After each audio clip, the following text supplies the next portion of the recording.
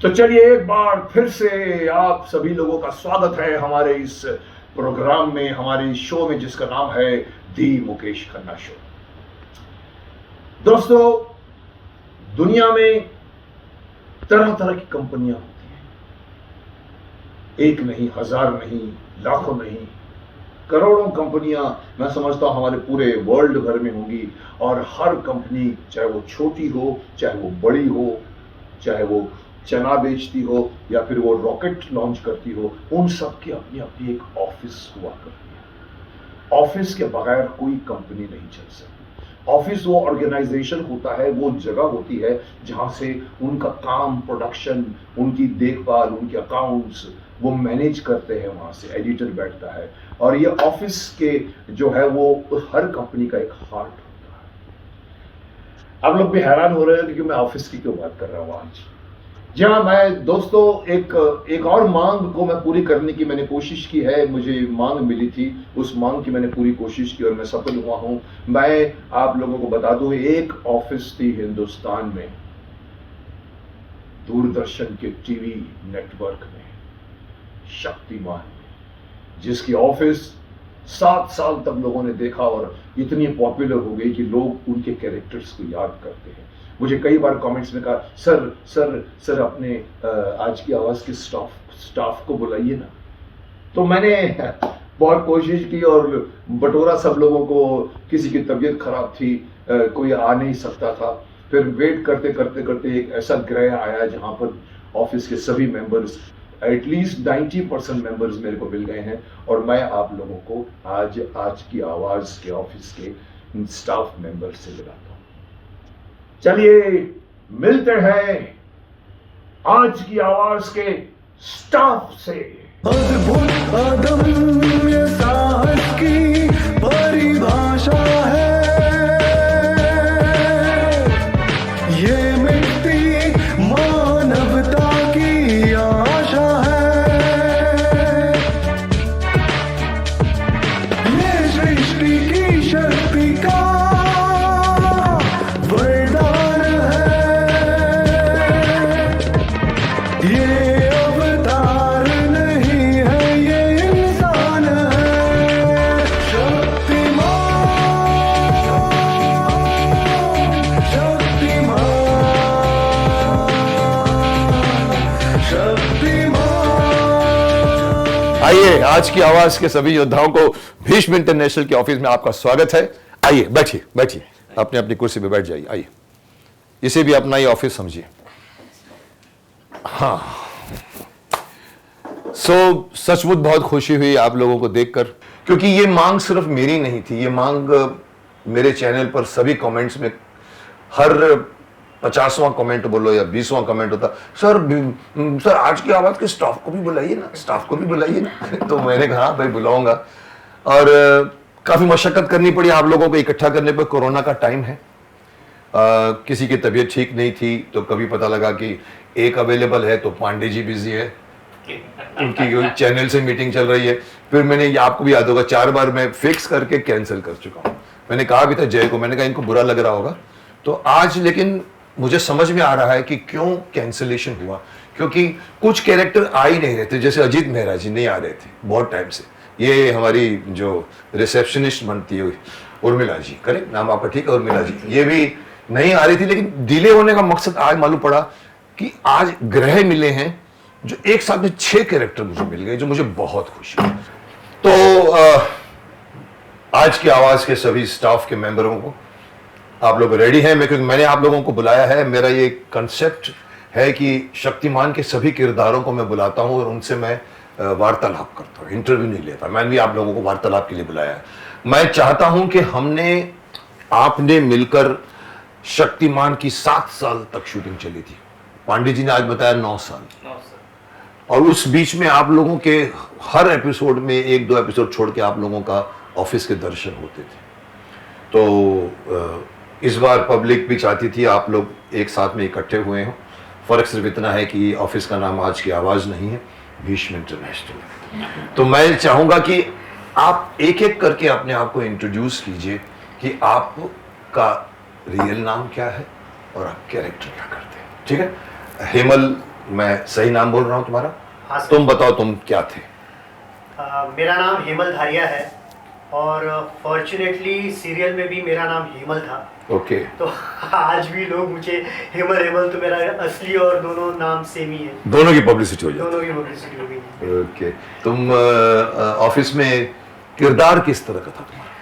मेरा एक बहुत ही पॉजिटिव किरदार था। ऑफिस में दो ग्रुप जैसे बन गए थे, कांग्रेस और बीजेपी। ओके। तो गीता विश्वास जो हीरोइन है, तो उनको वो मैं उनको दीदी दीदी कह के पुकारता था। और तो हमारा पॉजिटिव कैरेक्टर था कि सपोर्ट करते थे हम शक्तिमान। गीता को आप गीता की पार्टी में थे आप? हाँ, गीता की पार्टी में थे। गंगाधर की भी पार्टी में? गंगाधर, गीता और हेमल, ये आप तीनों से का गुड था, याद आ रहा है मुझे। यस, आप हमेशा गीता विश्वास का साथ देके आप ऑफिस वालों से झगड़ा करते थे। झगड़ा करते थे, क्या आप ऐसा- शक्तिमान की फेवर करते थे, फेवर करते थे। और उनके साथ थे, शक्तिमान के साथ थे। कुछ लोग जो थे वो अंधेरी अंधेरे का राजा भी थे यहाँ बैठे हुए कुछ लोग। मैं आता हूँ इन लोग के पास। हाँ, नाम आपका कोशिश करूँ याद करने के लिए। उर्मिला जी? मेरा नाम उर्मिला अमर है और मैंने शक्तिमान सीरियल में लीला लोटलीकर ये कैरेक्टर लीला लोटलीकर। जी जी। क्या बात, खुद नाम चूज किया था या पांडे ने लिखा नहीं, था? पांडे जी ने दिया था। लीला लोटलीकर, क्या बात। ओके, तो आप क्या करती थी ऑफिस में, बताइए। मैंने उसमें रिसेप्शनिस्ट का role Receptionist। But positive role था। Positive। मैं हमेशा आप बिगिनिंग में बैठा करती थी, जब भी एंट्रेंस होती थी आपका एक बिगिनिंग में? जी। और मैं गीता और गंगाधर जी को पसंद करती थी। आप भी और इनके ही मैं ग्रुप में थी? आप भी positive करेक्ट, पॉजिटिव ग्रुप में थी positive आप। कैरेक्टर था। ओके, तो आप जो है वो पूरे ऑफिस के रिसेप्शन को संभालती जी। थी, ठीक है। अजीत मेहरा जी, मैं बता दूं आपको, मेरे ऑडियंस को बता दूं, अजीत मेहरा जी हैं जिन्होंने बहुत ही आपने अजीत मेहरा जी कौन सा कैरेक्टर किया था? स्वामी जी। स्वामी जी, आपको याद होगा स्वामी जी, और थोड़े से कॉम्प्लेक्स कैरेक्टर थे और उनमें वो आई थिंक एस्ट्रोलॉजी का डिपार्टमेंट, आपके जैसे कि पेपर में कभी कभी एक कोने में एस्ट्रोलॉजी डिपार्टमेंट होता है, आज क्या होगा, कल क्या होगा, बारिश होगी कि नहीं, वो आपके पास था, राइट। मैं इनसे मुझे खुशी है कि ये मेहरा जी आज आए। इनकी तबीयत थोड़ी सी ठीक नहीं चल रही थी। इनफैक्ट मैंने आपको जैसे कहा कि मैं 6 बार कैंसिल कर चुका हूं, क्योंकि उस वक्त मेहरा जी की तबीयत आने के लायक नहीं थी। इवन ये जो हमारी उर्मिला जी, वो भी नहीं आ पा रही थी, क्योंकि ये कोरोना ने सबको हिला दिया है। तो कहीं ना कहीं मुझे लगता है ये कैंसिलेशंस अच्छे के लिए हुई हैं, क्योंकि कल ही मैंने डिसाइड किया कि मैं ऑफिस के स्टाफ का इस बार तो मैं इंटरव्यू लेकर ही रहूंगा। तो मैंने जय को कहा, मैंने कहा पूछो सबको, तो मालूम पड़ा वो यूजुअल 4 आदमी तो फिक्स थे। ये आप सुधांशु फिक्स थे, जय मिश्रा फिक्स था, पांडे जी फिक्स थे, हेमल फिक्स था, करेक्ट। और इसमें पांडे जी के कभी कभी सिंहासन मिलता, नहीं मेरा चैनल की मीटिंग है, मैं अच्छा कैंसिल कर रहा हूँ उसको। या कभी कभी मेरा दूसरा एक कैरेक्टर को मैं इंटरव्यू 2 दिन में, 1 दिन में 2 करता हूँ, तो कहीं ना कैंसिल से मुझे खुशी हुई कि ये डिले, मैं मानता हूँ भगवान हमेशा किसी न किसी रीजन से आपका कुछ ना कुछ करवाता है। ये डिले में भी कुछ फायदा था, क्योंकि आज मेरे को साथ में मेहरा जी भी मिल गए और साथ में ये उर्मिला जी मिल गई हैं, तो ये मुझे लगता है कि आज की आवाज का पूरा स्टाफ एक साथ में इकट्ठा हो गया। तो मैं, इनकी तबीयत अभी भी नासाज चल रही थी, लेकिन इन्होंने कहा सब आ रहे हैं तो मैं भी आऊंगा, और इनको लाने में मुझे मदद मिली इनकी श्रीमती जी की से। इनके श्रीमती जी ने फोन करके बताया जय को, मैं लेकर आती हूँ उनको, मैं लेकर आती हूँ। मैं बहुत खुश हुआ, मैंने कहा लेकर आइए, इसी को कहते हैं पत्नी, जो पति के काम आए। तो ये इनको लेकर आई और मुझे खुशी है इनको देखकर। तो मैं ज्यादा सवाल इनसे नहीं पूछूंगा, लेकिन इनके बारे में और लोग भी बोल देंगे आपको या मैं भी बोल दूंगा। और ये यहाँ पर बैठे हैं, ये हमारे लिए इतना ही काफी है कि यहाँ पर आके बैठे आए पांडे के पास में आए, जिनकी वजह से ये सब लोगों का जन्म हुआ है। ये हमारे पांडे, जिनका आपने पिछले हफ्ते शायद आपने इंटरव्यू देख भी लिया है। मैंने इनको पूरे सवालात पूछे थे शक्तिमान के बारे में। आज ये मेरे पास यहाँ पर राइटर बनकर नहीं आए हैं, ये हमारी ऑफिस के अंदर लोगों को चाय पिलाते थे। कैसे पिलाते थे चाय? आप लोगों को अच्छी बना के देते थे कि नहीं? अच्छी बना के देते। और इनका एक किरदार काफी इंटरेस्टिंग किरदार, बाकी आप बताइए, पब्लिक को बताइए। ब्रिजमोहन पांडे, मैंने बांकीलाल का रोल किया था इसमें ऑफिस में। अभी ऑफिस की बात करूंगा सर। ऑफिस की बात करो, राइटर भूल जाओ, तुम राइटर नहीं हो, तुम इनके साथ में ऑफिस स्टाफ हो। तो कैसा कैरेक्टर था वो, कौन सी पार्टी का कैरेक्टर था? सर वो थाली का बैगन था, थाली का बैगन। जिधर भारी देखता उधर उड़कता था, लेकिन हाँ ज्यादातर सच का साथ देता था। सर का साथ देता था, सच का साथ देता था, जिसमें शक्तिमान भी आ जाता है और गीता विश्वास भी आ जाता है, दोनों। ये भी उनकी पार्टी में, ये भी उनकी पार्टी में। लेकिन सुना है कि तुम ये जो हमारे सुधांशु जी है, ये आके तुमको चाय बनाते थे और तुम इनके लिए कुछ एडिटोरियल कॉलम लिखते थे। हाँ वो दोनों काम करते थे। चाय तो मैंने हेमंत से भी बनवाई थी। हाँ सर, वो पूरा एपिसोड था जिसमें तुमको पागल बना दिया। हाँ, इट शिट उट बीट रहा है, अभी भी वो मुझे याद है इतने सालों के शिट बाद। बिट यार। मेरी खिंचाई की थी उन्होंने, मुझसे पूरी चाय बनवाई थी और जो उनका काम था मुझसे करवाया था और पूरा मुझे बदले में अदृश्य मानो। अदृश्य तुमको कहा था कि तुमको कोई नहीं देख रहा, तुम जाके है करते थे तुम, राइटर के पास डायरेक्ट उसके पास जाके तुम एडिटर के पास जाके ये किया था। वो बोला इसकी इतनी हिम्मत, और तुमको कहा गया था कि तुमको कोई नहीं देख सकता, और तुमको इन्होंने मुद्दू बनाया। काफी खिंचाई थी, पूरा ऑफिस स्टाफ इसमें था। मैं आपको जय मिश्रा नहीं कहूंगा, आप बताइए आप इसमें ऑफिस में क्या करते थे? नमस्ते, मैं जय मिश्रा। मैं इसमें घोष बाबू का कैरेक्टर मैं निभाया हूँ और बंगाली टोन था बंगाली के हिसाब से, जो उधर की हाव भाव उस तरह से उस बंगाली स्टाइल से बोलते हाँ, हैं। उस तरह से। और मतलब ममता दीदी के पार्टी के क्योंकि आज भी मैं देखता हूँ कि बंगाली जो है सब ममता दीदी जी को ममता दीदी कहते हैं, तो आप जो है वो गीता विश्वास को दीदी नहीं कहते थे जैसे वो दीदी कहता था। आप भी लगता है कि इनकी पार्टी, देखो ये सरदार लगते हैं मेरे को, ये पुरानी दूसरी पार्टी के, तो तुम भी शायद दोनों हम लोग कहीं ना कहीं हम लोग थोड़े से किल्विश के प्रभाव में एक बात तो ऐसे भी करके थे। इवन स्वामी जी भी, यस यस। और स्वामी जी और ये लोग करते थे, मैं बता दूं आप लोगों को कि ये लोग जब किल्विश की बात करते थे तो किल्विश के खौफ में करते हैं। एक बार वो बैठ गया था कि ये सब क्या है, एलियंस क्यों आए हैं, तो बोला ये किल्विश ही हटा सकता है, शक्तिमान कुछ नहीं करेगा। जहां मौका मिलता है तो ये लोग फिर डर के ये लोग बोलते हैं कि किल्विश की पूजा करो, ये लोग बोलते हैं अंधेरा। करेक्ट। सुधांशु जी, जिसको मैं समझता हूं मैं गंगाधर बन के एक बूंद अमृत कहा करता था, मैं राइट? जी सर। आप अपना इंट्रोडक्शन दीजिए। नमस्कार, मैं संजीव महेंद्र चड्डा और मैंने सुधांशु जी का कैरेक्टर किया है। सुधांशु जी क्यों? सुधांशु का कैरेक्टर क्योंकि क्यों? मुकेश जी हमेशा मुकेश जी और गंगाधर जी समझ में आता, सुधांशु जी क्यों? गंगाधर जी हमेशा मुझे सुधांशु जी कहते हैं, इसलिए तुम अपने को सुधांशु जी, मैं भी सुधांशु। गलत करो तो भी सुधांशु जी हूं मैं। अच्छा ओके, तो फिर आप क्या गड़बड़ करते थे ऑफिस में? मैं रिपोर्ट सुना बहुत कुछ, आप बार में मौका ढूंढते थे गीता को डाउन करने का, क्योंकि वो एडिटर बन गई थी। गंगाधर जी, मेरे को इस कैरेक्टर में इस तरह का कैरेक्टर दिया गया था, पांडे जी ने कहा था कि भाई आपको इस तरह के शेड्स दिखाने हैं, रोल करना है, तो आवाज भी चेंज हो गई और कैरेक्टर भी चेंज हो गया। करेक्ट। मैं जो था वो नहीं रहा सीरियल में। पर अगर मैं एज एन एक्टर पकड़ने की कोशिश करूं, एज एन एक्टर, मैं अपने आप को एक्टर कहता हूं, तो मैं काफी फिल्में भी कर चुका हूं, फिल्में देख भी चुका हूं, कहीं ना कहीं आपकी एक्टिंग में बहुत ही फेमस एक्टर जीवन जी की झलक आती थी। सर जी, मैं आपको एक बात जीवन जी, बताना करेक्ट? चाहता हूँ कि क्या पांडे? कहाँ से शुरू हुआ, ये कहाँ से शुरू हुआ, ये मैंने कोशिश नहीं किया था। जब मेरा पहला डायलॉग जब मैंने कहा, तो उस वक्त इस्माइल जी हमारे असिस्टेंट डायरेक्टर थे और कीटू गिडवानी जी थे। करेक्ट। तो जब मैंने पहला डायलॉग कहा, सर यही फर्ज तो शहर के सारे न्यूज़पेपर्स अदा करना चाहते हैं। ये डायलॉग देने के बाद मॉनिटर पे जब मैं आया तो देखा इस्माइल जी हंस रहे थे और कीटू गिडवानी जी, तो मैंने कहा कुछ गड़बड़ हो गई क्या? बोला नहीं, आप नया दौर के जीवन लग रहे हो। बस उस वक्त स्टैंप लग गया और फिर मैं उसी तरह करता रहा, चल गई। नया दौर में जीवन थे नहीं, ऐसा उन्होंने कहा।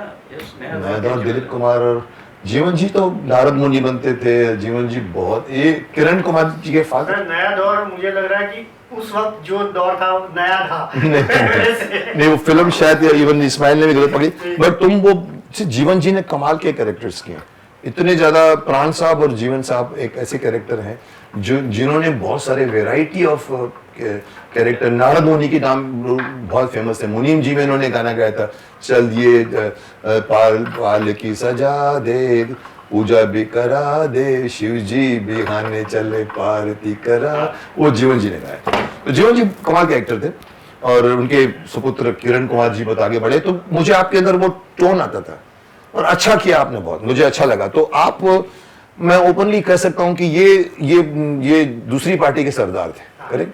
हेमल अपनी कोशिश करता था खींचने की, तो पांडे मजाक दोनों का मजा लेता रहता था, और ये तीनों कोशिश करते थे कि गीता विश्वास को, आपकी गीता से क्या दुश्मनी थी?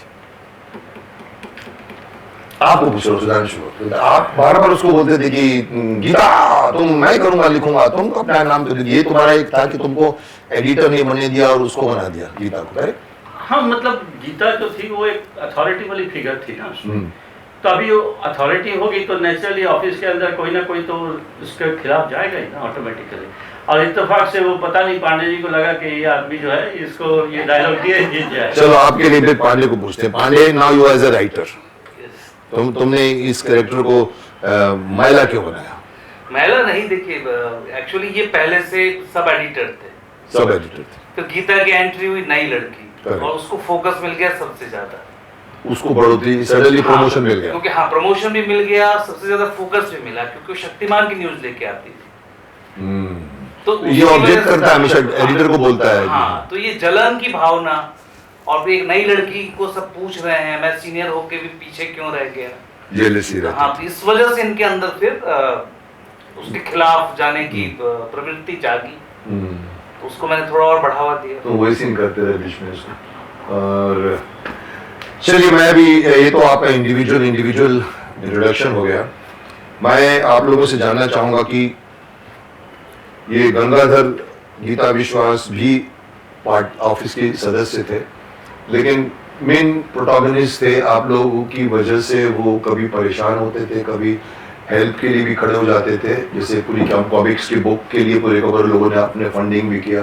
परेशान सिर्फ ये रहते थे ये हम कैसे कर सकते हैं। तो आपका 7 साल 8 साल का एक्सपीरियंस कैसा रहा? मैं एक एक से जानना चाहूँगा। मैं पहले सुधांशु से शुरू करता हूँ। कैसा रहा आपका शक्तिमान की शूटिंग करने? उसके पहले भी आपने रोल किए थे? नो सर, पहली बार मैंने एक्टिंग पहली बार किया। पहले 3 दिन तो मुझे खजूर फर्नीचर का हिस्सा बनाया था, कोई लाइन दी नहीं। बाद में पांडे की हिम्मत नहीं थी, डायरेक्टर की हिम्मत नहीं थी। उसके बाद फिर अच्छा चलता रहा और फिर बाद में एक दिन ऐसा भी आया कि मुझे दिन में 35 डायलॉग बोलने पड़े। तो मैं बहुत शुक्रगुजार हूँ पांडे जी के, उन्होंने ऐसे लाइन दिए। दिनकर जानी के नहीं? ऑफ कोर्स जानी सर तो मेन आदमी है जिसकी वजह से मुझे शक्तिमान में रोल मिला एक्चुअली। आप जानी को, जानी साहब आपको जानते थे? मैं इसका मित्र था, तो मैंने उससे जाके रोल मांगा एक्चुअली, क्या बना रहे हो? तो मुझे तो उन्होंने कहा चलो रिपोर्टर का रोल दे दो इनको। रिपोर्टर। उस वक्त तो हम लोग ऑफिस की स्थापना कर रहे थे ना, हमने ऑफिस का नया सेट लगाया था। अभी तक हम लोग बाहर किसी ऑफिस में करते रहते थे। फिर हमने अपना एक हिम्मत करके एज ए प्रोड्यूसर मैंने एमबीसी स्टूडियो में अपना ऑफिस का सेट लगाया था। 40 लाख रुपए। कितना? 40 लाख रुपए। मेरे को नहीं मालूम, इनको मालूम है। हिसाब किताब यही करते थे। तो वो सेट हमारा, जिसमें हमने एक बनाया था ऑफिस का सेट, एक गंगाधर का कमरा घर, और एक हमने किलविश की डैन बनाई थी बहुत बड़ी। 3 सेट हमने बनाए थे। तो उसमें ये सारे पहली बार प्रॉपरली दिखे थे हमको, अदरवाइज हम लोग छोटी ऑफिस। तो मैं अभी हेमल को पूछूंगा। हेमल, आप भी दिनकर जानी के दोस्त थे या उनके शिष्य थे या उनके कुछ? दिनकर जानी जी मेरे गुरु थे। ओके। गुरु हैं rather, और उन्हीं की वजह से मुझे शक्तिमान सीरियल मिली है और मैं उनका शुक्रगुजार करना चाहता हूँ। और थैंक्स टू यू टू कि आपने एक्सेप्ट कर लिया। सो सर, आज भी मैं उनके टच में हूँ, रेगुलरली मिलता हूँ। गुजराती थिएटर करते हो? मैं दोनों, हिंदी और गुजराती दोनों कर रहा हूँ। जानी सर को प्ले किया? जानी, हाँ, जानी सर के साथ मैंने संतूर रंगीली प्ले किया। संतूर रंगीली किया? अच्छा, संतूर उन्होंने किया। हाँ, तो शफी नामदार क्या करते थे? 2012 में उन्होंने वापस किया।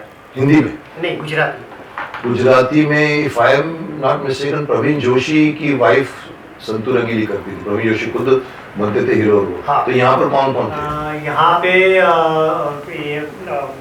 सुजाता मेहता। सुजाता मेहता को बनाया। अच्छा, Santoor Rangeeli. Okay. I think my fair lady से का कांसेप्ट था वो, बहुत ब्यूटीफुल था।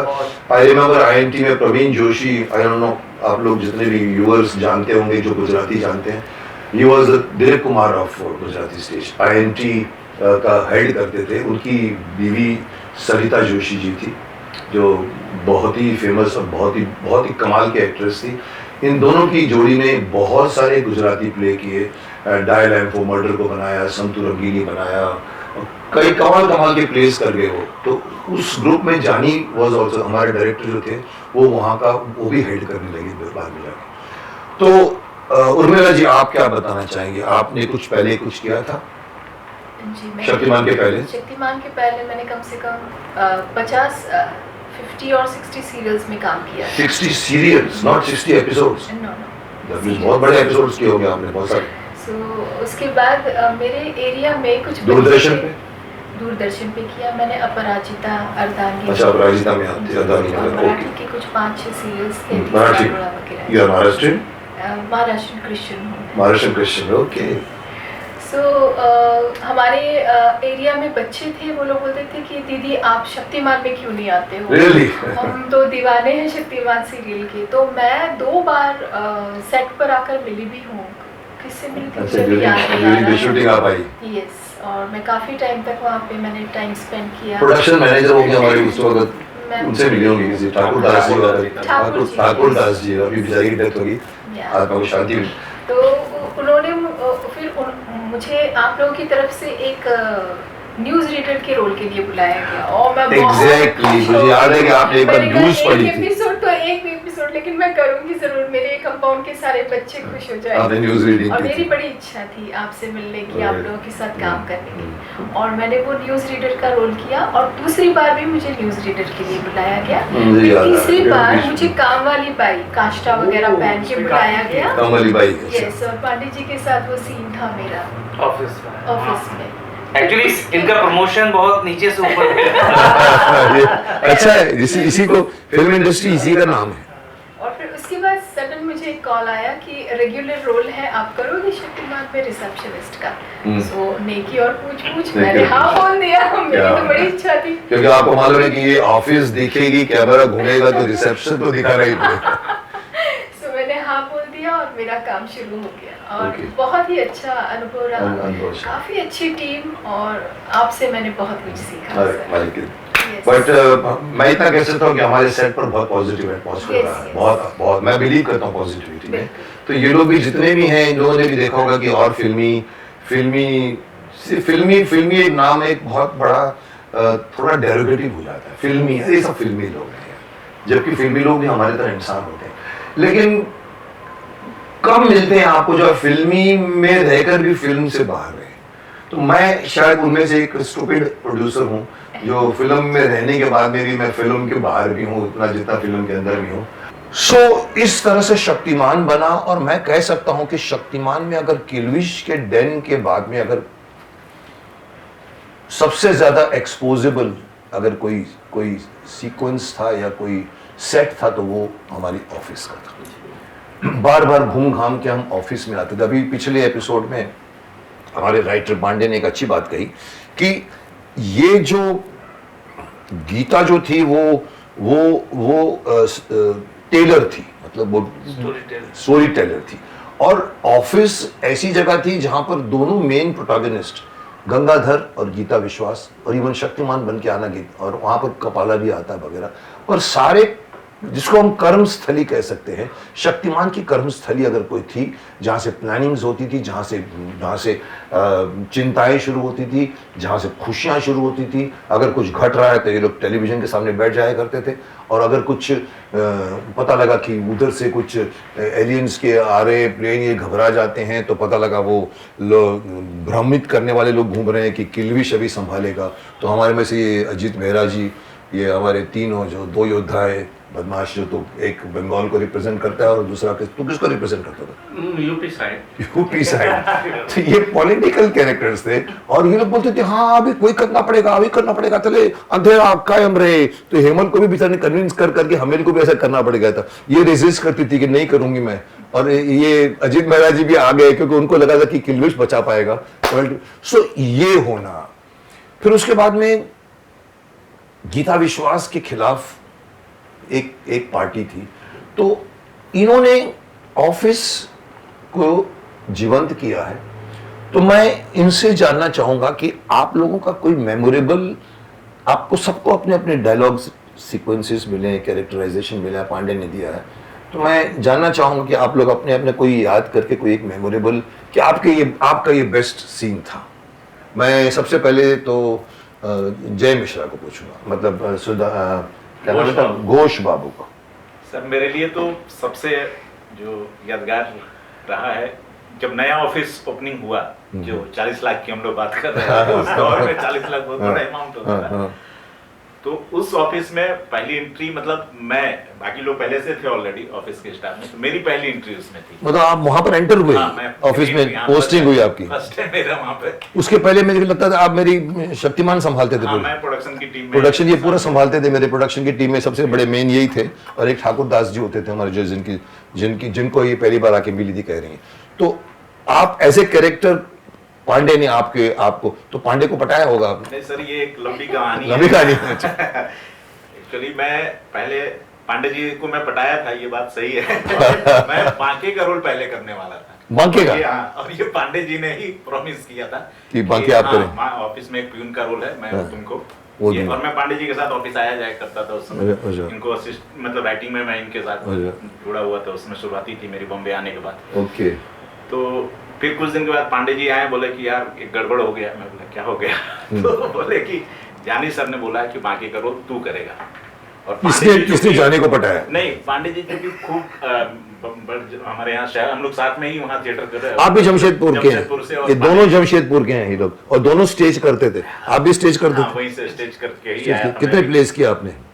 मैं वहाँ करीब नुक्कड़ पे सबसे ज्यादा मैंने काम किया था। नुक्कड़ का मतलब सड़कों पर? हाँ, सड़कों के ऊपर। मैं तो ऑल ओवर इंडिया में उस पर टूर किया। रियली? सड़कों पे आप लोग रोल करते थे?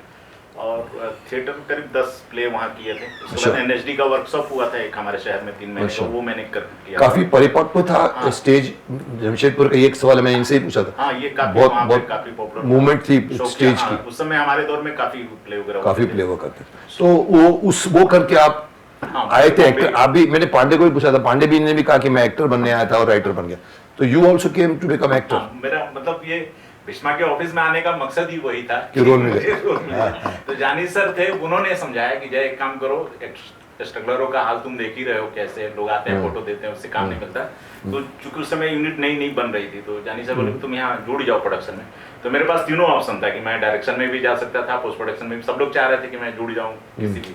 तो मुझे लगा कि ये एक बार घर में घुस जाओ, फिर कोई भी दरवाजा पकड़ ले। तो ये जो कैरेक्टर था, इसके लिए हम लोग शाम तक कास्टिंग कर रहे थे, मतलब दूसरे एक्टर को ढूंढ बाकी के लिए, लेकिन ये सुधांशु के लिए, घोष बाबू के लिए। ओके। जब नया आया उस समय एक घोष बाबू का कैरेक्टर पांडे जी ने इंट्रोड्यूस किया था, और एक बिहारी का कैरेक्टर था। तो मेरे लिए, मैं जानी सर को मालूम था कि जय को एक रोल देना, उनका प्रॉमिस था मेरे से। क्योंकि मैं थोड़ा सा बीच में फिर ये हुआ कि बाकी पांडे जी फाइनल हो गए थे, पांडे जी कर रहे थे, कंटिन्यू चल रहा था। फिर उन्होंने बोला कि वैष्णवी, मतलब गीता विश्वास के घर में एक नौकर का रोल आ रहा है, तो वो तुम कर लो। जो वो भी फाइनल हुआ। एक बार मैं शूट पे भी गया, तेजाबी बारिश का सीन था, उसमें मेरा हाथ में वो पड़ जाते हैं, लेकिन वो भी शूट नहीं हो पाया था उस दिन, क्योंकि कैमरा में वो कलर कैच नहीं हो पाया था। तो वो शूट कैंसिल हो गया। फिर एक बार दोबारा आया कि ठाकुरदास जी का फोन आया कि कल शूट है गीता विश्वास के घर में, तुम्हारा नौकर वाला आ जाना। वो कैंसिल हो गया। फिर एक बार और आया, फिर वो एक पतले एक्टर ने वो रोल किया, अजय चौहान किया। अजय चौहान, करेक्ट।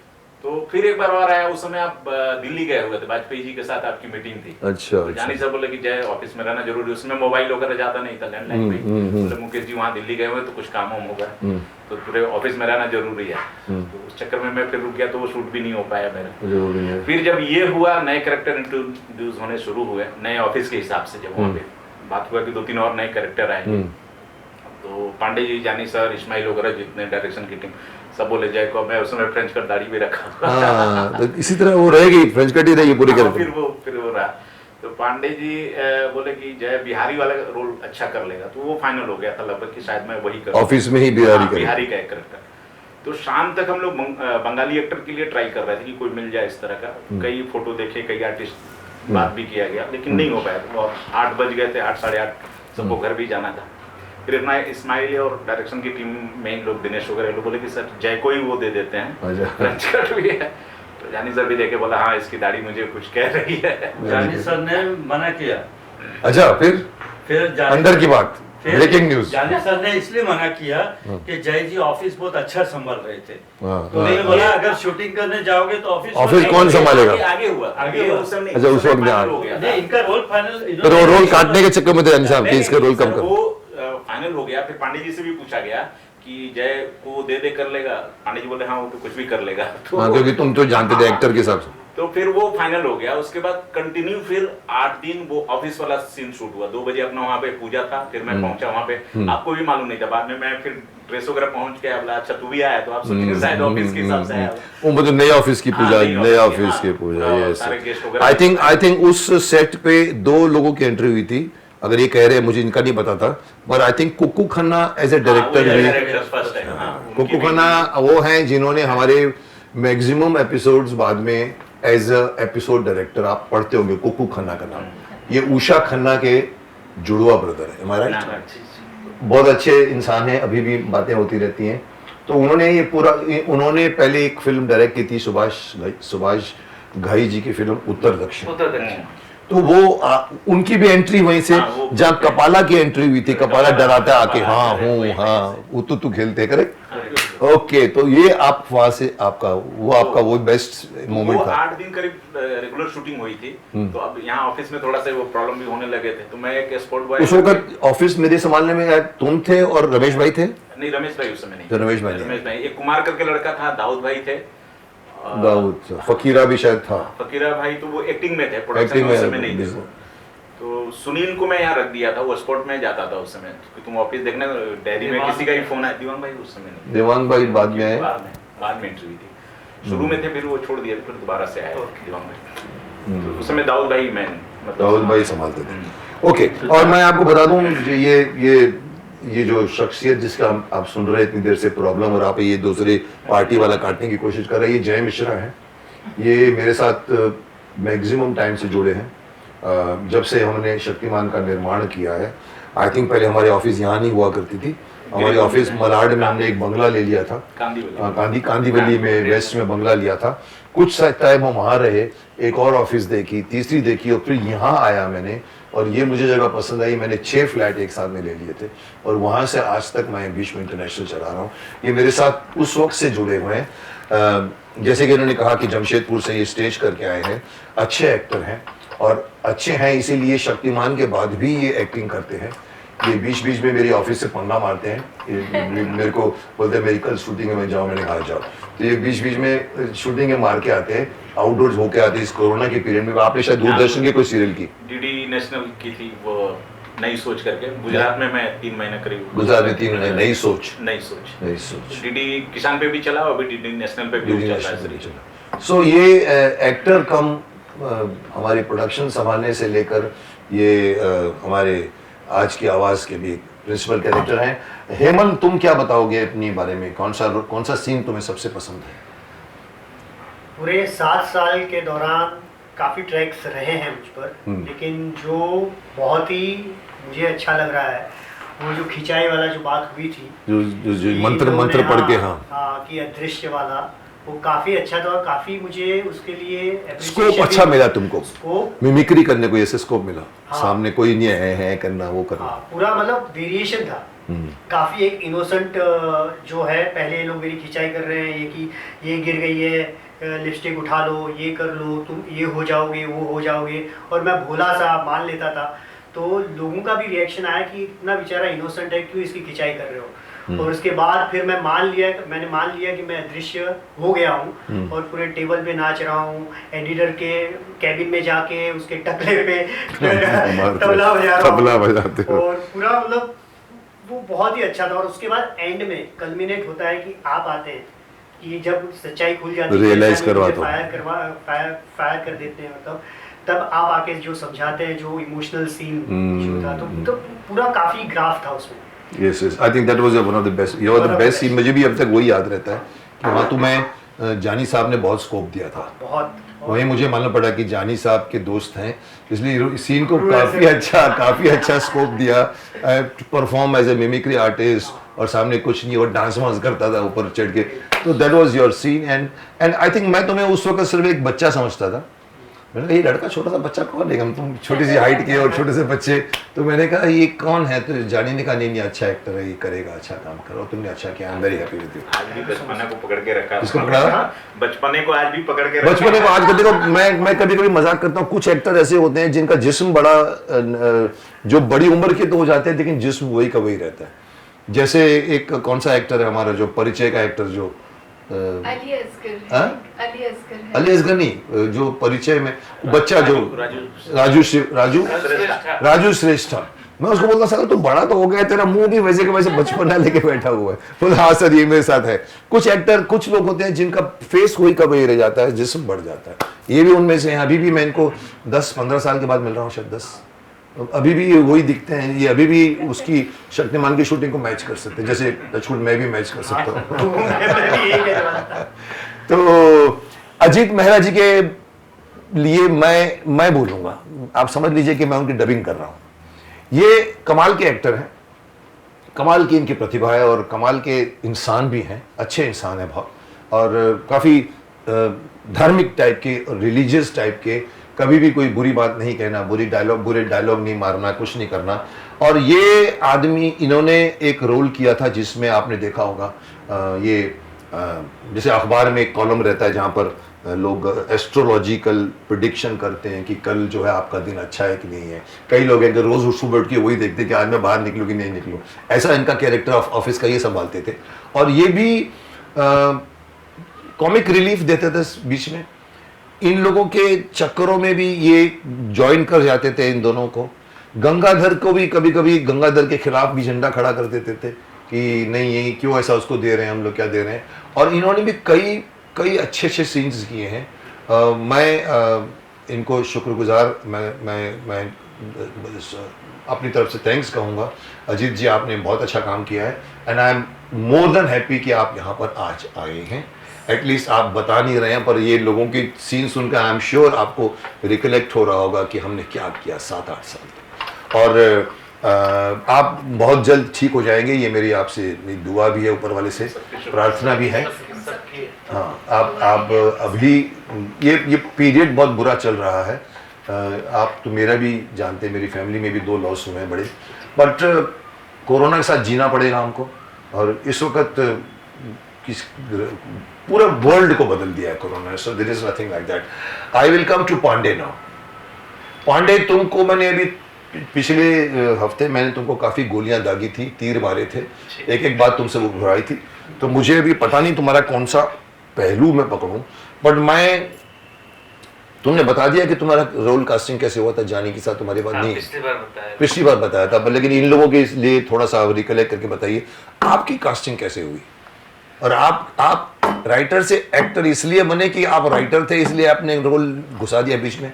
नहीं, मैं पहले एक्टिंग करने ही आया था मुंबई। अच्छा, आप भी इनके ये भी, हाँ आप भी जमशेदपुर के हैं, करेक्ट। थिएटर करते थे तो एक्टर था, राइटिंग भी करता था उस समय भी, प्लेस करता था, मतलब एक्टर के तौर पे ही ज्यादा फेमस था। हाँ, एक्टर बनकर ही आए मेरे ख्याल से पहले जमशेदपुर से। तो जानी सर भी गुरु थे, एक्टिंग के गुरु थे, उनके साथ एक्टिंग ही क्लास कर रहा था, फिर लिखने लगा।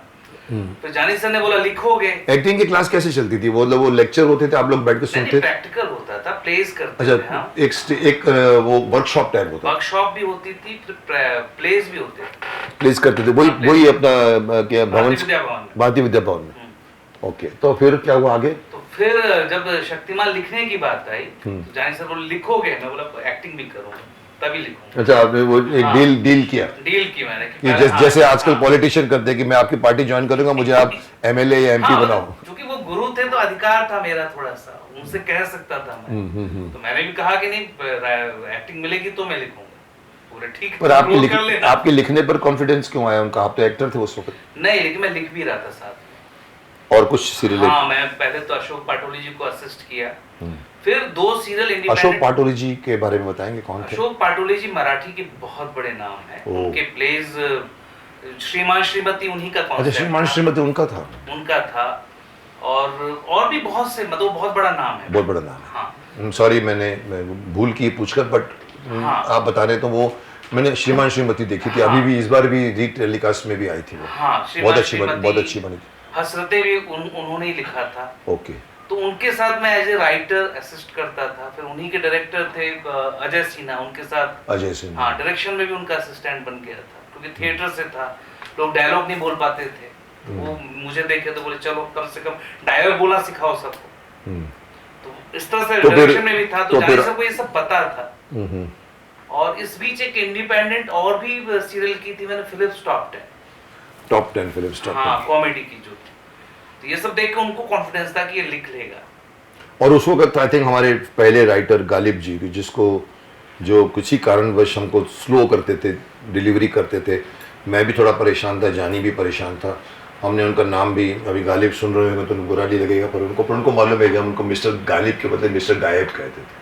तो एपिसोड के लिए वेट करे, पता लगा नहीं आ रहा है, कल वो करना है।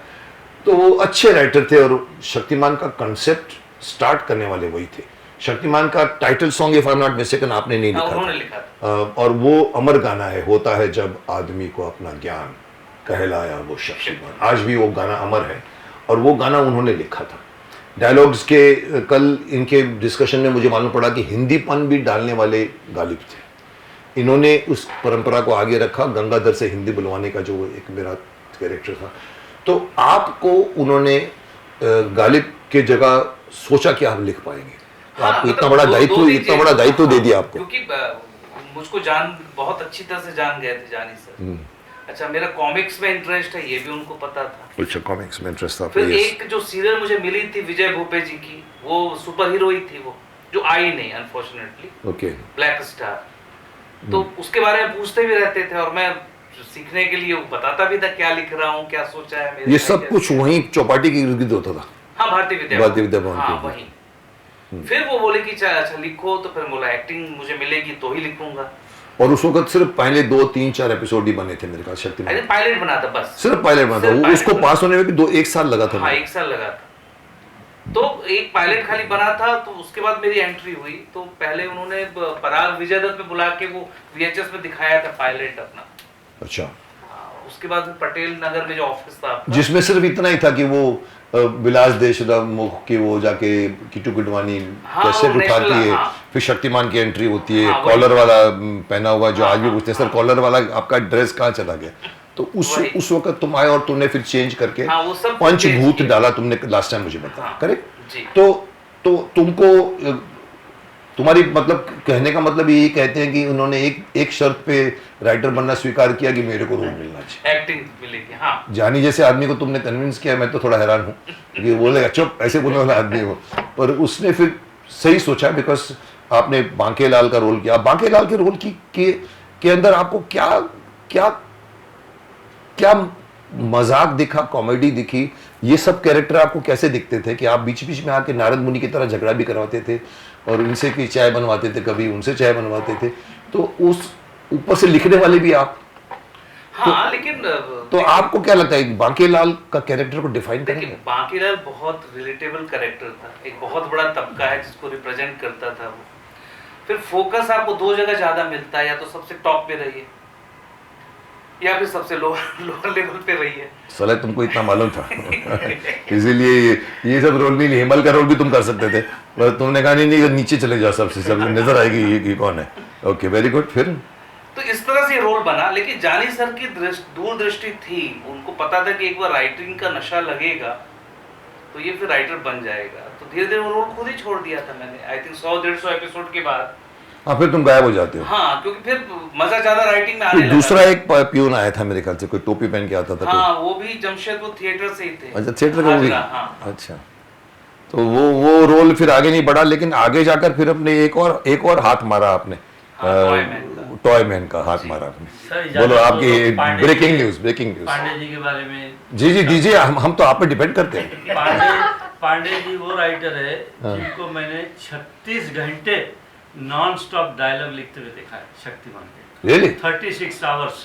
हाँ, इसने मुझे बताया कि यस, तालियां मारी है। 36 आवर्स विदाउट स्लीपिंग। और इन्होंने कल कुछ परसों ये भी बताया था कि वो भी कर रहा था और ऊपर से टॉयमैन का रोल भी उसी दिन करना पड़ता, रात भर काम करता था, फिर टॉयमैन का रोल। 36 घंटे इन्होंने डायलॉग लिखे बैठ के नॉन स्टॉप। तो तुम क्या कर रहे थे 36 घंटे उसके साथ? वो बताएंगे। अच्छा, दूसरी बात बताता हूँ, पांडे जी ने एक सीन के लिए अपना सीन लिखा था जहाँ पे वो लटकते हैं ऑफिस के अंदर, और रियली आई थिंक लटकने का सीन कौन सा सीन? हाँ, वो मेरा मेमोरेबल सीन। तुम्हारा? अच्छा, हमने आपका मेमोरेबल नहीं पूछा, एक बार उनको बोले आपका मेमोरेबल सीन कौन सा? हाँ, उसमें क्या था, हार्नेस लगाया गया था पीछे से। अच्छा, तुमको भी किया था? हाँ, वो नहीं, प्यून का सीन था सर, वो कि बच्चा हो गया है, एक लेटर आया था। हाँ, मैं डांस कर रहा हूँ। वो बाद में मुझे याद आया कि मेरी शादी नहीं हुई है। शादी नहीं हुई है। हाँ। हाँ वो याद है मुझे, जब उसमें फिर गांव में जाते हैं गीता विश्वास और दोनों। पोस्टमैन था विलेन का आदमी, हाँ तो उसने उठा लिया था कॉलर पकड़ के, तो ऐसा पकड़ गया, वो हार्नेस जॉम्बी था वो। हाँ, पीछे से हार्नेस लगी थी हाँ और बटन मैंने बंद कर दिया था, तो जब हार्नेस से खींचा गया तो यहाँ से मेरा गला दबने लगा। दब गया, और लिटरली जो फांसी की फीलिंग होती है ना, वो हुई थी उस दिन। ओह, वो तो श्याम जी ने देखा, उनको रियलाइज हुआ कि शायद अब कुछ हो रहा है इसको। इतना अच्छा एक्टर तो है नहीं कि ये मरे हुए के पूरा का पूरा ऐ कर दे। नहीं, उतार उतार उतार रियल उसको। वाला था, तो चेहरा लाल वाल हो गया। वो बताओ ना, वो समझे कि ये इतना एक्टर तो नहीं कि लाल भी कर देगा उसको, तो कोई गड़बड़ लगी उनको। तुरंत उतारा गया नीचे, तो फांसी की फीलिंग क्या होती है मेरे समझ में। वाह क्या बात है। कहते हैं कि अनुभव से ही इंसान अपने आप को अच्छा बनाता है। इनको अभी ये भी फीलिंग आ गई कि फांसी में क्या फील होता है, कभी ना कभी फांसी पे लिखेंगे एक बार अच्छा कुछ। Okay, that was your memorable scene. हाँ, सब तो क्योंकि वो तो रियल मतलब संकट क्या होता है इसको महसूस किया था। तो मैंने मिस कैसे किया इस बार के एपिसोड में? मैंने तुम्हारा ये देखा कुछ कि भी वो हम लोग फिर गीता विश्वास और गंगाधर जाते हैं गाड़ी में पूछने को, तो वहाँ एक मर गया है, वो वही कहानी थी ना जहाँ लोग मुर्दे को उठा के जाके करते हाँ, थे। जो मेरे चाची मर गई थी, मेरा घूमती हुई दिखी चाची, और वो मुझे याद है, पर उसकी तुमको शुरुआत लटकाया था, मेरे को क्यों नहीं याद आ रहा है? नहीं, ऑफिस में आप भी थे उस सीन में। नहीं मैंने सीरियल देखा भी क्यों नहीं मुझे। पोस्टमैन आके न्यूज़ दिया था, तार लेके आया था टेलीफोन। हाँ वो तो था कि ये हुआ है। लड़का, वो तो सारे नाचना ऑफिस वाले नाच शुरू, रहे इवन गंगाधर भी नाचता है, हाँ, फिर सब बोलता है नाच आप क्यों नाच रहे हैं, फिर ये पूछता है कि क्यों नाच रहे हैं, मेरी तो शादी नहीं हुई है। ओके ओके ओके ओके, अभी आपका क्या मेमोरेबल सीन?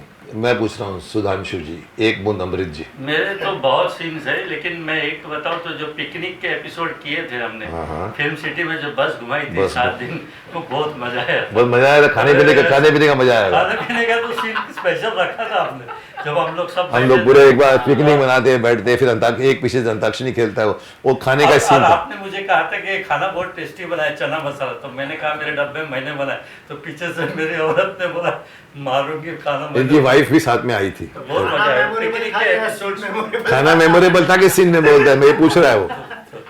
खाना मेमोरेबल भी था और सीन सीन भी सबने आई थिंक एंजॉय किया होगा पिकनिक के एपिसोड। पिकनिक जहाँ पर वो डाकिनी बन के आती है, जो वाइट कपड़े में। पिकनिक 11 दिन था शूटिंग, 7 नहीं 11 दिन। 11 दिन चला वो सीक्वेंस। फिर यहाँ पर हम लोग ऊपर जाते थे, एक झोपड़ी वाली कुछ सेट है जो मड पे ऊपर, एक जो एक मशहूर एक वो है घर, झोपड़ी का घर है, मतलब पूरा वहां पर लाके पूरा वो आती भी है, आत्मा बन के भूतनी आती है। तो आपका वो मेमोरेबल सीन। अजीत मेहरा जी, आपको कोई मेमोरेबल सीन याद है? सिर्फ पांडे के कान में बोल दीजिए तो हम उसको इंटरप्रेट कर लेंगे। कोई सीन? सब मेमोरेबल थे आपके सीन। एक सर बोले, बताइए। अजीत मेहरा साहब जो है ना, सबसे मेमोरेबल हमारे लिए वो सीन था जो कैमरे के पीछे करते थे। He was the person who was cracking all the jokes to keep us entertained over there. सबसे ज्यादा शेरो शायरी हंसाने का कॉमेडी वो मेहरा साहब का काम था। तो हम क्या मेहरा जी, फिर लोग तो बहुत आरबीआई के ऑफिसर वो लोग के इतना गुड ह्यूमर्ड आदमी जो है, हंसाने वाले, कोई सोच नहीं सकता इतना बड़ा कंट्रास्ट। और पंजाबियों के मद्रासी का रोल किया, that was the greatest. Yes, इन्होंने जो लहजा पकड़ा, इन्होंने तारीफ, लहजा जो अच्छा पकड़ा था गंगाधर जी। वो इनको भी इतने गोरे चिट्टे हैंडसम है कि इनको मेकअप नहीं करने की जरूरत। पर आई थिंक दाढ़ी वाड़ी ली थी कुछ, खाली 3 पट्टे टिक्का लगा, 3 पट्टे और ड्रेस साउथ इंडियन दो, लेकिन मेकअप नहीं की जरूरत पड़ती थी उनको।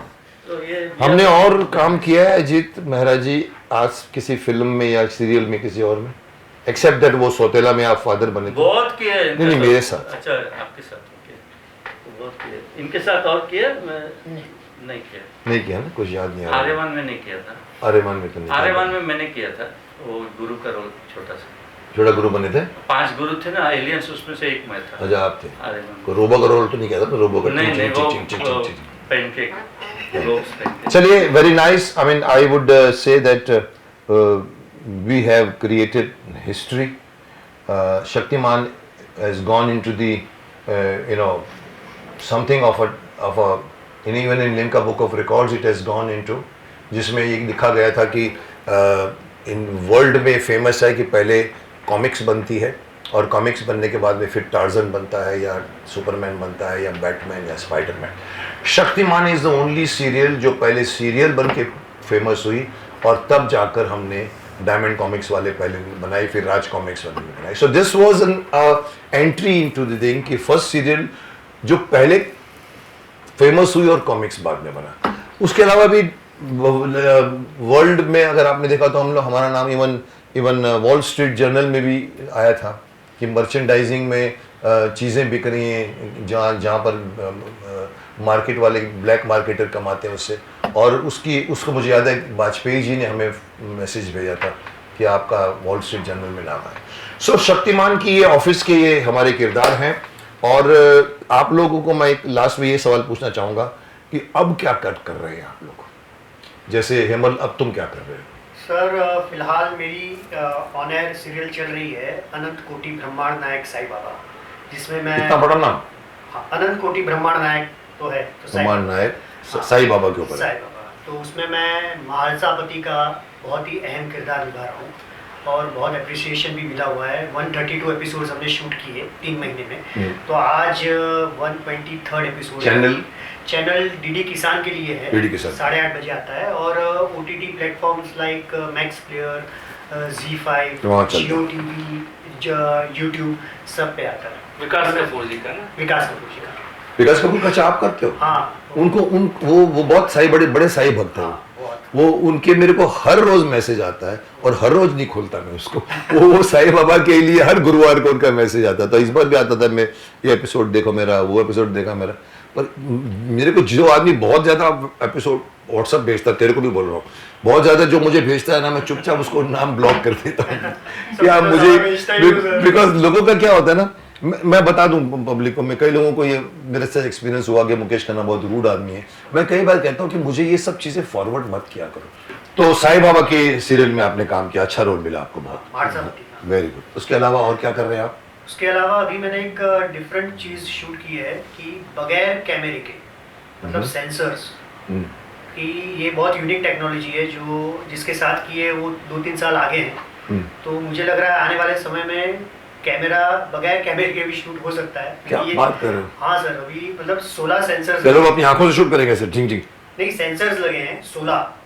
किसके ऊपर? यहाँ से लेके पैरों तक 16 सेंसर्स. एक्टर के? एक्टर के. ओके. और एक जैसे हम स्कूबा डाइविंग में कैसे कपड़े पहनते हैं टाइट ब्लैक कलर के, तो वैसे पहनने हैं.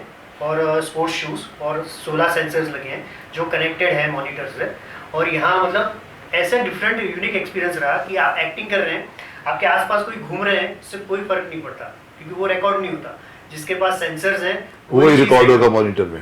हाँ, तो वो, तो इसका मतलब है कि विदाउट कैमरा डायरेक्टली मॉनिटर में रिकॉर्ड हो रहा है, ये बोलना चाहता हूं. हाँ, और वो मतलब कपड़े हमने ब्लैक पहने हैं वो जो स्कूबा, लेकिन जो कैरेक्टर के कपड़े हैं वो डायरेक्टली उसमें दिखते हैं. वो कैसे? उसके लिए VFX वो अभी थोड़े इतना बार शुरू हुआ था और थोड़ा बाकी अभी वो कैसे क्या करेंगे. बात. तो तुम आगे चल के मुझे मिलोगे कि तुमने एक कंपनी खोली है जिसके सब बिक रहे हैं, ये कैमरा बिक रहा है without I camera. Think unreal की बात कर रहे हो आप. नहीं, ये अनरियल से भी ऊपर है. ये मैंने शूट किया अभी. मोशन कैप्चर बोलते हैं. मोशन और मोशन कैप्चर, कैप्चर तो मोशन कैप्चर को जहां तक मैं जानता हूं, मैंने भी देखा है मोशन कैप्चर में आपको मतलब एनिमेशन में काम आता है तो वो लोग पूरा वो करते हैं और वो तलवारबाजियां भी करते हैं, सब कुछ एक्टर करते हैं. ये एनिमेशन ही था. लेकिन आने वाले समय में हो जाए. ये मैंने जो शूट किया वो एनिमेशन के लिए किया है. एनिमेशन की समझ में आती बात मेरे को. क्या टेक्नोलॉजी जो सही है. हाँ, मोशन मैंने देखा, मैंने स्टूडियो में साउथ में भी देखा था. उन्होंने बताया जब हम शक्तिमान के लिए मैं वहाँ गया था देखने के लिए, तो मोशन कैप्चर ये इसमें ऐसा होता है सर. उसमें बहुत सारे वो रियल एक्टर परफॉर्म करते हैं और बाद में उसको लोग एनिमेशन में कर देते हैं. चलो, nice, you are working, you are busy, very nice. And next candidate is हमारी रिसेप्शनिस्ट. मैं आपको एक अजीब बात बताऊंगा. शायद मेरे लोग कहते हैं कि आप अपनी बात करते हो. मैंने कहा मैं इसलिए करता हूँ कि लोग जाने कि मैं क्या करता हूँ. मैं आपको बता दूं कि मैंने अपने ऑफिस में आज तक अपने रिसेप्शन में किसी भी लड़की को नहीं रखा. मेरे 17 साल रमेश भाई ने काम किया जो रिटायर्ड बैंक से मैनेजर थे, रिटायर्ड हो गए थे. और सब लोग मुझे बोलते सर लड़की रखिए ना, लड़की अच्छा काम करती है रिसेप्शन. मैंने कहा मुझे मालूम है काम करती है अच्छी. तो मैंने कहा जब वो काम करेगी ना तो हमारे ऑफिस के जाके वहाँ पर फोन उठा के वहीं खड़े रहेगी, बात करते करते दूसरा उधर से आके खड़ा हो जाएगा, बात करेगा. मैंने कहा मुझे नहीं चाहिए. तो मैंने रमेश भाई को मालूम पड़ा कि रिटायर्ड हुए थे बैंक से, तो कौन से थे उनके दोस्त, उन्होंने कहा था सर मेरे एक जान महेश भाई ने कहा था. तो मैंने कहा बुलाओ उनको बुलाओ. 17 साल उन्होंने मेरा रिसेप्शन संभाला। डेथ हो गई उनकी हमारे यहाँ पर। उसके बाद में मेरा रिसेप्शन खाली हो गया। फिर चांद को मैंने, जो मेरे असिस्टेंट, चीफ असिस्टेंट होते होते उनकी तबीयत ठीक नहीं थी, चल नहीं पाते थे, मैंने कहा तू संभालेगा मेरा रिसेप्शन। हाँ, मैं तो वो बेचारे चल नहीं पाते थे, वहाँ बैठ के उन्होंने कितने 3 साल 3 साल तक उन्होंने संभाला। तो मैं आपको बता दूं कि मैं नहीं रखता लड़की को रिसेप्शन पर वो ठीक है, वो मैं हूँ, मैं स्टूपिड हूँ। मैं कई बार कहता हूँ ये मेरा, मैं अपनी जिंदगी अपने हिसाब से, अपने नियमों से जीता हूँ। आपने रिसेप्शन को संभाला, आपका कोई मेमोरेबल सीन? जो मैं अपनी आंखों से देखती थी ऑफिस में, वही सारी चीजें मेरे लिए मेमोरेबल थी। क्योंकि मुझे ऐसे कोई स्पेशल सीन्स या अच्छे सीन्स करने का मौका नहीं मिला। क्यों? बिल्कुल नहीं, क्योंकि मैं एवरी डे अगर पांडे जी का दिमाग खाती थी, पर पता नहीं पांडे जी हाँ जरूर लिखेंगे ना, हाँ आएगा ना, रुको आएगा, जरूर आएगा। शक्तिमान खत्म हो गया, मेरा कोई सीन। तो आपको मेमोरेबल रोल इसलिए नहीं मिला, पांडे जी की वजह से नहीं मिला। करेक्ट, पांडे जी की वजह से। पांडे जी उस वक्त अपने रोल पे कॉन्सेंट्रेट करते, टॉय मैन, कभी वो, ये क्यों नहीं लिखा पांडे जी आपने इनके लिए कोई? शक्तिमान के पहले जो मैंने 50-60 सीरियल्स देखो इतना काफी आपने नहीं दिखाया होगा इनको अपना, बड़े scenes आपने किए दिखाया नहीं होगा अपना रेज्यूमे हैं। अभी उनको। दिखाऊंगी मैं, क्योंकि इसके बाद जब शक्तिमान नहीं, आएगा उसकी तो problem मैं क्या उसमें है? अच्छा कैरेक्टर नहीं, करूंगी। प्रॉब्लम क्या हुई थी ना कि रिसेप्शन से ही बात आगे बढ़ जाती थी मेरी। मतलब आप, मतलब कहाँ ऐसे, मतलब रिसेप्शन सिर्फ ऐसे पैनिंग शॉट में आता था, पैनिंग शॉट में आता था रिसेप्शन। ओके, पर तुम इनकी भी याददाश्त गुम कर सकते थे, या इनको भी सडनली किसी ने फोन में थ्रेट दे रहा है, थ्रेट दे। सीन की शुरुआत इनसे ही होती थी। बीच में मुझे ट्रेन में पत्थर लगा था। हाँ, जो उस जमाने में लोग मारते थे। पेपरों में आया था। मैंने पांडे जी को ये भी बोला था कि ये एपिसोड बन सकता है ना मुझ पर, ऑफिस आते आते याद है आपने पांडे जी को चाय नहीं पिलाई? हाँ, हो सकता है। नहीं ऐसा नहीं सर, आपको बहुत से सीन्स मिले होंगे, बहुत क्योंकि ही कोई भी प्रॉब्लम होती थी रिसेप्शन से शुरू होती थी, फिर अंदर आती थी। सीन की शुरुआत आप, हाँ, इनके पास। कैसे तो ये हुआ ना, ये शुरुआत का A B C D में A थे, उसके बाद सब लोग Z तक चले जाते थे, A रह जाता था उधर। चलो, nice to know that. Sir लेकिन एक चीज मैं बोलना चाहूंगा, हमारी जो बॉन्डिंग की वजह से, जो क्या बॉन्डिंग थी कि ग्रीन रूम में हमें जो भी सीन मिलते थे एक साथ, मतलब पूरे दिन में हमको 12 या 20 पेजेस मिलते थे कि ये करना है शूट, तो हम सबकी इतनी स्ट्रॉन्ग बॉन्डिंग थी और ट्यूनिंग इतनी अच्छी थी कि हम सारा याद कर लेते थे आपस में पूरा। बैठ के। हाँ, फिर हम सेट पे जाते थे, आप लोग रिहर्सल कर लेते ग्रीन रूम में, सबके पास अलग अलग डायलॉग्स आते थे। Very good. हम इतने तैयार होते थे जब भी सेट पे आते थे कि आप कहीं से भी सीन शूट करो, हम लोग रेडी। सबके याद। ये बीमारी मेरे को भी थी। मैं जब इंटर कॉलेज में प्ले करता था, लॉ कॉलेज में, तो मेरे को सबके डायलॉग याद हो जाते थे। मतलब अपोजिट वाले डायरेक्टर का भी डायलॉग याद होता था। कभी कभी मैं उसको छूते था, मैं यहाँ से जा रहा था, तो हाँ मैं यहाँ से जा रहा था, तो मैं उसको, तो ये मेरी भी प्रॉब्लम थी कि मैं पूरा स्क्रिप्ट याद कर लेता था। शायद यही काम इंडस्ट्री में कहे जाते हैं, उसमें से आपका नाम आता है कि आपकी मेमोरी बहुत शार्प। मेमोरी शार्प है, पता नहीं मेरी ये मेमोरी शार्प महाभारत में बनी, क्योंकि महाभारत में मेरे को इतने बड़े बड़े डायलॉग्स मिलते थे कि अर्जुन को शिकायत होती थी, और वो जाके एक बार उन्होंने डॉक्टर आई को कहा था, पितामह के इतने बड़े बड़े डायलॉग, मेरी एक लाइन है, तो बोला तुम क्यों डायलॉग बोले रहे, अहमक हो तुम मैन ऑफ एक्शन हो, वो पितामह है।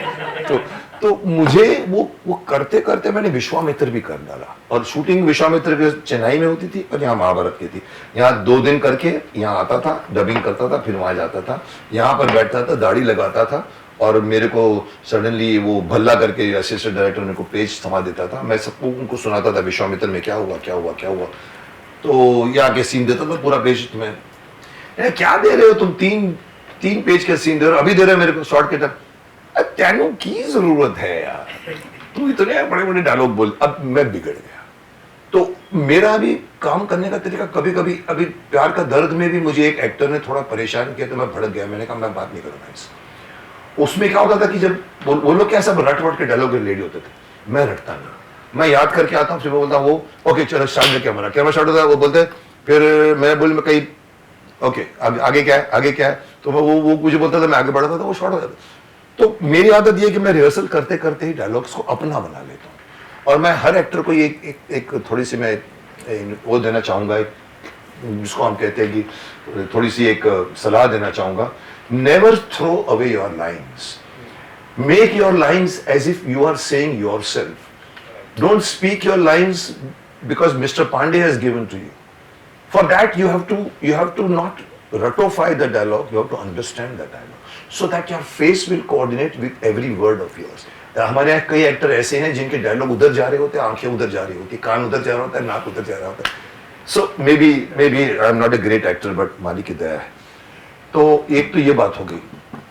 और किसी को कुछ बताना है अपने बारे में? तुम कुछ लास्ट का ब्रेकिंग न्यूज तुम दे दो. चलो. मैंने सर 2 बार नोटिस किया, मतलब एक तो आपके साथ मैंने रिहर्सल कर रहा था एक बार एक सीन. रिहर्सल? ओके. हाँ, जो सीन नहीं लिखा गया था. ओके. और मुझे ऐसा लगा स्पॉन्टेनियसली कि चलो ये भी कर देते. तो उस वक्त हमने रिहर्सल की, आपने बोला चलो ये सीन करते हैं. अब हमने वो सीन किया, लेकिन मैंने वो सीन जब एंड किया तो आपने मुझे डांटा. आपने मुझे कहा कि तुमने रिहर्सल के वक्त तो आगे भी कुछ किया था, लेकिन अभी क्यों बंद कर दिया? तो मैंने कहा कि भाई आप सोचोगे कि फुटेज खा रहा है. तो आपने बोला नहीं, चालू रखना चाहिए तुम्हें, चलो फिर से शूट करते हैं. ये मुझे अच्छा लगा आपका कि आप स्टार हीरो होने के बावजूद आप छोटे एक्टर, मेरे ऐसे एक्टर को भी आपने पूरा सीन करने दिया, फुटेज के बारे में नहीं सोचा. So I really hats off to you. I appreciate. Thank you very much. I accept it because I am happy कि मेरे खिलाफ शिकायतें होने के बावजूद एक अच्छी बात भी तुम्हारे दिमाग में आए. ये बहुत सही आपने डिस्प्ले. सर मैं हमें हाँ yes I would like to know कि आपका प्रोड्यूसर के साथ क्या एक्सपीरियंस रहा. लास्ट में यही बात 2 मिनट में खत्म करते हैं. प्रोड्यूसरों के साथ में, डायरेक्टर के साथ में आप लोगों का सब सही एक्सपीरियंस रहा? Absolutely, sir. Wonderful experience. We are asking for another round of Shaktiman. Yeah, that is what. क्या जनता भी वेट कर रही है. आमीन कहूंगा या फिर मैं तथास्तु कहूंगा या विजयी भव कहूंगा आपको, क्योंकि ये तो डिमांड मेरे हर चैनल स्टूडेंट, हर व्यूअर्स की है. सर लेकर आओ ना शक्तिमान, सर अपने ही चैनल पे डाल दो ना सर, आप दूरदर्शन पे डाल दो ना सर, कब आ रहा है सर? ये एक ने तो मेरे को भड़का दिया जब मैं अच्छी बातें बोलता हूँ अपने चैनल पे, मेरी वीडियो देखोगे तो उसने बोला सर ये लेक्चर बंद कीजिए ना सर, बताइए कब शक्तिमान का 2 आ रहा है. मैंने कहा साला, मैं चढ़ गया उसके. मैंने कहा तुमको अगर ये सब चीजें अच्छी बातें नहीं सुननी है ना, तुम अपने आप को शक्तिमान का फैन मत बनो, बंद करना बंद कर दो. तो वो कहीं ना कहीं लोग चाह रहे हैं. और मैं आप लोगों को, आप मेरी फैमिली हैं शक्तिमान के बनने की, आप लोगों ने 7 साल 8 साल जिया है. थोड़ी सी खुशखबरी दूंगा कि शक्तिमान सीरियल तो नहीं आ रही है अभी तक. हालांकि हमने प्रपोजल दिया है, दूरदर्शन को भी दिया है. दूरदर्शन ने एक बार मुझे सीईओ ने कहा था सर शक्तिमान बनाइए ना हमारे यहाँ पर. मैंने कहा नहीं बन सकता, मुझे मालूम शक्तिमान के लिए पैसे. लेकिन अभी मैं बता दूं, मैंने उनको कहा है, हमने प्रपोजल दिया. पर मैं आपको बता दूं शक्तिमान की फिल्म आने वाली है, और वो भी 1 नहीं 2 नहीं 3 ट्रिलॉजी फिल्म. ग्रेट. और कोरोना ने उसको थोड़ा सा रोक दिया है, नहीं तो ये अब तक मेरा अनाउंसमेंट हो चुका था. मैं अभी किसी को बता नहीं सकता क्योंकि I am committed not to disclose it, but this is in the pipeline. Breaking news नहीं बोलूंगा, बट पाइपलाइन में तो हम लोग रहेंगे ना सर? ऑब्वियसली मैं रहूंगा कि नहीं रहूंगा पहले वो देखते हैं हम लोग, उसके बाद में फिर डिसाइड करेंगे कौन कौन नहीं रहेगा, कौन कौन नहीं रहेगा. Thank you very much. Nice to work, nice to have you here, because ये मैं आपके बारे में कह सकता हूँ कि आपने देर से आए मगर दुरुस्त आए. Thank you Thank you so so much. much. Honour and privilege. क्योंकि इसी की वजह से हम लोग सालों के बाद मिल सके. एग्जैक्टली एक देखो रीजन है, आप लोगों को भी बहुत साल बाद मिले. इवन मेहरा जी देखिए, मैं एक्सपेक्ट नहीं करता था, मगर उनकी श्रीमती जी ने मुझे जय को कहा मैं लेकर आती हूँ उनको. उनकी तबीयत अभी ठीक ना होने के बाद आएंगे, और देखो हिम्मत करके आए, बैठे हैं बेचारे, पिछले 2 घंटे से मैं देख रहा हूँ बैठे हैं. So I am happy that we could do this episode, because Mukesh Khanna show, the Mukesh Khanna show, मैं अपनी तारीफ नहीं करूंगा, but it has gone to that level कि लोगों ने बोलना शुरू किया सर आपका hats off to your channel, आप अच्छी बातें बोलते हैं, आप उनको लाते हैं जो बड़े बड़े रियलिटी शो वाले नहीं लाते, वो लोग स्टारों को लाते हैं. आप मैंने सबको लाया है, मैंने धीरे धीरे, मतलब मैंने पेंटर जी को लाया है, मैंने समय को लाया है, मैं समय हूँ, और इतना अच्छा इंटरव्यू कर गए हैं मेरे साथ में. मैंने साहेब को लाया है, अपने शक्तिमान के साहेब, उनको बुलाया है मैंने, शक्तिमान को बुलाया है, किल्विश किल्विश आया इधर, पूरा गेटअप में अंधेरा कायम, पूरा नाखून लगा के आया था. सो दिस वाज मिसिंग, जिसने पूरा घटक होते देखा है. So thank you very much for your nice to be, but कोशिश रहेगी कि दूसरा एपिसोड भी बने और दूसरे एपिसोड्स बने, तो लोग मुझे कई बार कहते हैं सर जहां से शक्तिमान छोड़ा ना वहीं से शुरू करो। तो ये मेरा दी मुकेश खन्ना शो लोगों को, आप लोगों का बहुत प्रतिसाद मिल रहा है मुझे, आप लोग ये बहुत हौसला अफजाई मिल रही है, और आप लोगों ने सब ने कहा है कि सर आप इसी तरह से मेहमानों को बुलाते रहिए। तो ये हमारे स्पेशल गेस्ट थे, और इनके आने की खुशी में मैं समझता हूँ एक ऐसी खबर जो मैं अब तक छुपा के रखा हुआ हूँ, लेकिन चूंकि ये लोग मेरे शक्तिमान यूनिट के एक बहुत ही अंदरूनी सदस्य हैं, तो मैं सोचता हूँ कि आज मैं डिस्क्लोज कर ही दूँ। बहुत जल्द मैं आप लोगों को भी बताना चाहता हूँ, बहुत जल्द मैं हर एपिसोड अपनी इस ऑफिस में शूट करता हूँ। आपने देखा होगा शक्तिमान भी यहाँ से आया, किलविश भी यहाँ से आया, गंगाधर भी यहाँ से आया, ये लोग भी यहाँ से आए हैं। पर मैं कुछ टाइम से एक स्टूडियो बनाने जा रहा था, बना रहा था, कोरोना की वजह से भी, बारिश की वजह से स्लो था, लेकिन मैं आपको बता दूं कि बहुत जल्द मैं अपना खुद का एक क्रोमा स्टूडियो शुरू करने जा रहा हूँ, जिसका नाम है खन्ना ब्रदर्स क्रोमा स्टूडियो। मेरे बड़े भाइयों के नाम पे मैंने उसको डेडिकेट किया है। मेरे 3 बड़े भाई थे, एक भाई की डेथ अभी हुई है, 2 भाई पहले डेथ हो गए, उनके नाम पर मैंने खन्ना ब्रदर्स क्रोमा स्टूडियो बनाया है, जो बहुत जल्द मैं यहाँ के सारे इंटरव्यूज वहाँ लिया करूँगा। स्पेस भी बड़ा होगा तो हम लोगों को करने को। सो मैं आप लोगों का आशीर्वाद चाहता हूँ, आप लोगों की दुआएं चाहता हूँ। तो we shall do another episode in that.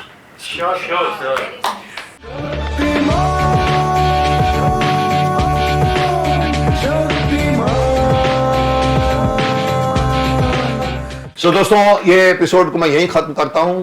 अगले हफ्ते में एक और किरदार को लेकर आऊंगा, एक और शख्सियत को लेकर आऊंगा, एक और हैसियत को लेकर आ रहा हूं। किसको लाऊंगा ये आपको नहीं बताऊंगा, वो महाभारत का होगा या शक्तिमान का होगा या ऐसे ही सरप्राइज गेस्ट होंगे। वेट कीजिए, वी शैल मीट अगेन।